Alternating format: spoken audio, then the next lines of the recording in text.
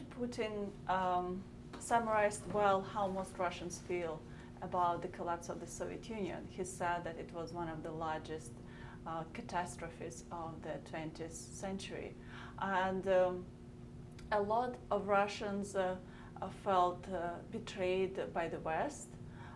They felt that it was all a part of a CIA plot to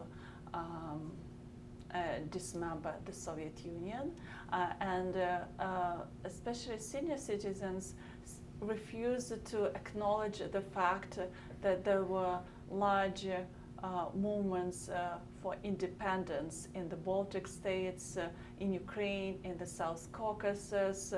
And one of the arguments in political science literature, for example, is that it's not just about the economy and aspirations for national independence, for the revival of Ukrainian, Belarusian, Georgian, Lithuanian culture was behind the disintegration of this mammoth communist state. And that's why it's still so puzzling for many Russians when some Soviet-era Russification policies are rolled back in the former Soviet republics, or when history, Soviet-era history is revised. In Estonia, for example, there was a big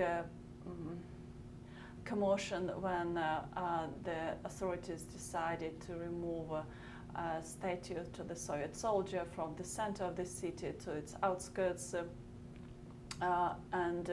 Of course, Russian authorities made several attempts, especially during the Yanukovych presidency, to try and coordinate the efforts by Russian and Ukrainian historians to write a common history of the Soviet period or even the pre-Soviet period to disseminate the myth of Slavic unity and